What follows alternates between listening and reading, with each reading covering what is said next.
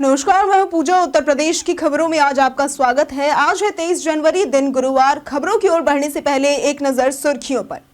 CM योगी के नेतृत्व में नए विकास प्रस्ताव पर लगी मुहर। अब वृद्ध पेंशनर्स को घर बैठे मिलेगी ये सुविधा। अयोध्या मार्ग पर 996 बसों का परिचालन होगा शुरू। ताजमहल को लेकर सुरक्षा एजेंसियों ने जारी किया अलर्ट। प्राण प्रतिष्ठा की पहली वर्षगांठ पर रामलला महोत्सव हुआ। चलिए अब बढ़ते हैं अब तक की बड़ी खबरों की ओर विस्तार से। अयोध्या मार्ग पर 996 बसों का परिचालन होगा शुरू। उत्तर प्रदेश परिवहन निगम 26 जनवरी से महाकुंभ 2025 के लिए 670 स्पेशल बसें चलाएगा। अयोध्या, लखनऊ, बरेली और इटावा परिक्षेत्र की बसों के अलावा अयोध्या होकर अन्य क्षेत्रों से भी बसें चलाई जाएंगी। इन बसों के माध्यम से लाखों श्रद्धालु प्रयागराज से अयोध्या और अन्य धार्मिक स्थलों तक पहुंचेंगे। विशेष रूप से मौनी अमावस्या और बसंत पंचमी पर बसों की संख्या बढ़ाई जाएगी। अब वृद्ध पेंशनर्स को घर बैठे मिलेगी यह सुविधा। लखनऊ मेयर सुषमा खरकवाल ने शारीरिक रूप से अक्षम और वृद्ध पेंशनरों के लिए जीवित होने का प्रमाण पत्र घर बैठे ही देने की व्यवस्था शुरू करने के निर्देश दिए हैं। पेंशनरों को नगर निगम आने की जरूरत नहीं पड़ेगी। अधिकारी व्हाट्सएप कॉल या घर जाकर सत्यापन करेंगे। इस फैसले के बाद नगर निगम के वित्त लेखा अधिकारी ने आदेश जारी कर पेंशन विभाग को इस प्रक्रिया को लागू करने का निर्देश दिया है। सालों बाद खुलेंगी सिख विरोधी दंगों की फाइलें। 1984 के सिख विरोधी दंगों की फाइलें 40 साल बाद फिर से खोली जा रही हैं। राष्ट्रीय अल्पसंख्यक आयोग ने दंगों से संबंधित मुकदमों की स्थिति पर रिपोर्ट मांगी है। गोरखपुर में भी दंगे हुए थे, लेकिन पुलिस के पास फाइलें गुम या नष्ट हो चुकी हैं। तब 150 से ज्यादा सिख परिवारों ने गोरखपुर छोड़ दिया था। यूपी में 2940 मामले दर्ज हुए थे और अब मुआवजे पर विचार हो सकता है। ताजमहल को लेकर सुरक्षा एजेंसियों ने जारी किया अलर्ट। ताजमहल में शाहजहां की असली मजार की सुरक्षा को लेकर अलर्ट जारी किया गया है। उर्स के दौरान सुरक्षा एजेंसियों द्वारा कड़ी निगरानी की जा रही है ताकि मजार पर कोई आपत्तिजनक गतिविधि न हो। आशंका जताई गई है कि उर्स के दौरान शाहजहां की मजार पर कोई गंगा जल न चढ़ा दे। 26 से 28 जनवरी तक असली मजार का दीदार करने वाले पर्यटकों पर सघन चेकिंग और सुरक्षा बलों की नजर रहेगी। इस दौरान 50 सुरक्षा जवान तैनात होंगे और पर्यटकों को बिना प्रवेश शुल्क के मजार देखने की अनुमति मिलेगी। अयोध्या राम मंदिर के शिखर का निर्माण मार्च तक होगा पूरा। अयोध्या राम मंदिर के निर्माण की समीक्षा बैठक में शिखर से लेकर परकोटा तक विभिन्न परियोजनाओं की प्रगति पर चर्चा की गई। श्रमिकों की कमी और भीड़ के कारण निर्माण में देरी हो रही है। भवन निर्माण समिति के चेयरमैन नृपेंद्र मिश्र ने एल&टी को श्रमिक बढ़ाने का निर्देश दिया है। राम मंदिर का निर्माण मार्च 2025 तक पूरा होगा, जबकि परकोटे का काम सितंबर 2025 तक पूरा होने की संभावना है। प्राण प्रतिष्ठा की पहली वर्षगांठ पर रामलला महोत्सव शुरू। 22 जनवरी को रामलला की प्रतिष्ठा का 1 वर्ष पूरा होने पर श्री रामलला अयोध्या जी सेवा समिति द्वारा 41 दिवसीय रामलला महोत्सव का आरंभ किया गया था। इस दिन रामलला को 56 भोग, 108 किलो की माला और जयपुरिया रजाई अर्पित की गई थी। शोभा यात्रा के बाद राम रक्षा स्तोत्र का 1.25 लाख पाठ शुरू हुआ, जो 41 दिनों तक चलेगा। संतों का समागम और भजन संध्या भी आयोजित होगी। अवकाश के लिए ऑनलाइन आवेदन करेंगे राज्यकर्मी। राज्यकर्मियों को अब अवकाश के लिए ऑनलाइन आवेदन करना अनिवार्य होगा, जो मानव संपदा पोर्टल से किया जाएगा। 1 फरवरी से यह व्यवस्था कड़ाई से लागू होगी। इसके अलावा बुजुर्गों, विधवाओं और परित्यक्त महिलाओं को प्रधानमंत्री आवास योजना 2 के तहत अतिरिक्त सहायता दी जाएगी। इस योजना में मध्य आय वर्ग के लोग भी पात्र होंगे और 12 महीना में मकान बनाने पर 10,000 रुपए का पुरस्कार भी दिया जाएगा। राज्य के इस जिले में 15 नए विद्युत उपकेंद्र होंगे स्थापित। काशी की बिजली व्यवस्था सुधारने के लिए पावर ग्रिड और वितरण क्षेत्र में बड़े बदलाव हो रहे हैं। जिले में 15 नए विद्युत उपकेंद्र, 29 बिजली घरों की क्षमता में वृद्धि और 8 उपकेंद्रों पर अतिरिक्त ट्रांसफार्मर लगाए जाएंगे। स्मार्ट सिटी परियोजना के तहत 33 केवी, 11 केवी और एलटी लाइनों को भूमिगत किया जाएगा। ये सभी कार्य 1110 करोड़ रुपए की लागत से होंगे और अगले 2 साल में पूरे होने की संभावना है। राम मंदिर परिसर के 20 एकड़ में बनेगा बॉटैनिकल गार्डन। राम मंदिर निर्माण समिति की बैठक में महाकुंभ के दौरान श्रद्धालुओं की सुरक्षा को ध्यान में रखते हुए 5 फरवरी तक कुछ निर्माण कार्य रोकने का निर्णय लिया गया है। 15 फरवरी तक राम दरबार की मूर्तियां तैयार हो जाएंगी, जिन्हें मार्च तक स्थापित कर दिया जाएगा। साथ ही राम मंदिर परिसर के 20 एकड़ की जमीन में बॉटैनिकल गार्डन का निर्माण और प्रवेश द्वारों का निर्माण भी जारी रहेगा। इसके अलावा भित्ति चित्रों और मूर्तियों का निर्माण जयपुर में चल रहा है। महाकुंभ के अनोखे बैंक में श्री राम का नाम होगा डिपॉजिट। महाकुंभ में एक अनोखा बैंक खोला गया है जहां लोग पैसे या जेवर नहीं बल्कि राम नाम का डिपॉजिट करते हैं। इस बैंक में प्रत्येक व्यक्ति को एक कॉपी दी जाती है जिसमें उन्हें राम नाम लिखना होता है। संतों का मानना है कि राम नाम का जप और लेखन व्यक्ति को आत्मिक शांति और मोक्ष की प्राप्ति दिलाता है। ये एक धार्मिक और आध्यात्मिक पहल है जो मानवता को प्रेरित करती है। महाकुंभ में मुलायम सिंह की मूर्ति के लिए उमड़ी भीड़। प्रयागराज महाकुंभ में मुलायम सिंह यादव की मूर्ति समाजवादी पार्टी के मुलायम सिंह यादव स्मृति सेवा संस्थान द्वारा लगाई गई है जो आकर्षण का केंद्र बन गई है।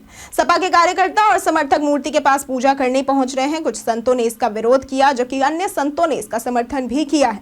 संदीप यादव ने कहा कि बीजेपी गाय, गंगा और गोबर की बात करती है लेकिन हम गाय पालने वाले हैं और मुलायम सिंह को हिंदू विरोधी कहने वाले, नफरत फैलाने वाले लोग हैं। मौसम विभाग ने जताई बारिश की संभावना। आज पश्चिमी यूपी में कुछ स्थानों पर हल्की बारिश हो सकती है जबकि पूर्वी यूपी में मौसम साफ रहेगा। इससे पूरे उत्तर प्रदेश के तापमान में 2 से 3 डिग्री की गिरावट आएगी। अब पछुआ हवाएं थम चुकी हैं और पूर्वाई की हवा के कारण प्रदेश के 40 जिलों में घने कोहरे की संभावना बनी रहेगी। ये मौसम बदलाव लोगों के लिए ठंड बढ़ाने वाला भी हो सकता है। सर्दियों में कमरे को गर्म रखेगा ये तरीका। सर्दियों में कमरे को गर्म रखने के लिए रूम हीटर के अलावा भी कुछ उपाय किए जा सकते हैं। फर्श पर रग्स बिछाने, कैंडल्स जलाने, खिड़कियों और दरवाजों पर भारी पर्दे लगाने और वार्म बेडशीट का उपयोग करने से ठंड से राहत मिल सकती है। इन उपायों से कमरे में गर्माहट बनी रहती है और ठंडी हवा अंदर नहीं आती। भारत में लॉकडाउन लगने की वायरल खबर की जानिए सच्चाई। हाल के दिनों में एचएमपीवी के बढ़ते मामलों को देखते हुए सोशल मीडिया पर कई लोग भारत में लॉकडाउन लगने की भ्रामक खबरें फैला रहे हैं। न्यूज स्टेट नाम के एक यूट्यूब चैनल पर एक वीडियो वायरल हो रहा है जिसमें एचएमपीवी के बढ़ते केसेस को देखते हुए भारत में लॉकडाउन लगने की बात बताई जा रही है। लेकिन आपको बता दें कि यह खबर पूरी तरह से फर्जी है। पीआईबी फैक्ट चेक ने भी अपने सोशल मीडिया अकाउंट पर इस बात के फेक होने की पुष्टि की है।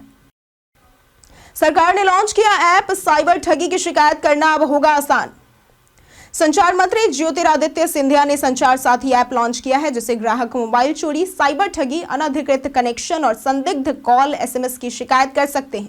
ऐप से मोबाइल हैंडसेट की प्रामाणिकता भी जांची जा सकती है। इसके साथ ही राष्ट्रीय ब्रॉडबैंड मिशन 2.0 लॉन्च किया गया है जिसका उद्देश्य 2030 तक ग्रामीण क्षेत्रों में ऑप्टिकल फाइबर और 100 Mbps इंटरनेट स्पीड सुनिश्चित करना है। कई कारणों से दर्ज है भारत के इतिहास में आज की तारीख। आज के दिन 1897 में उड़ीसा के कटक में नेताजी सुभाष चंद्र बोस का जन्म हुआ था। आज ही के दिन 1924 में भारतीय राजनेता और शिवसेना के संस्थापक बाल ठाकरे का जन्म हुआ था। आज के ही दिन 1977 में इंदिरा गांधी के नेतृत्व वाली कांग्रेस के खिलाफ आम चुनाव लड़ने के लिए कई राजनीतिक दलों को मिलाकर जनता पार्टी की स्थापना की गई थी। और आज ही के दिन 2004 में मध्य प्रदेश में गोवंश वध पर पूर्णतया प्रतिबंध लागू किया गया था। सेंट्रल बैंक ऑफ इंडिया ने 266 पदों पर निकाली भर्ती।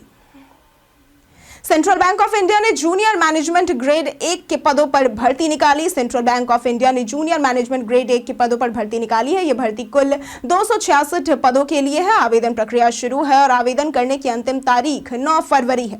इच्छुक उम्मीदवार इसकी आधिकारिक वेबसाइट centralbankofIndia.co.in पर जाकर आवेदन कर सकते हैं। इस भर्ती के लिए जरूरी है कि उम्मीदवारों ने किसी भी मान्यता प्राप्त संस्थान से ग्रेजुएशन किया हो। भर्ती से संबंधित सटीक और अधिक जानकारी के लिए आप इसके आधिकारिक वेबसाइट और अधिसूचना को देख सकते हैं। यूपी डीजीपी ने किया त्रिवेणी संगम के घाटों का निरीक्षण।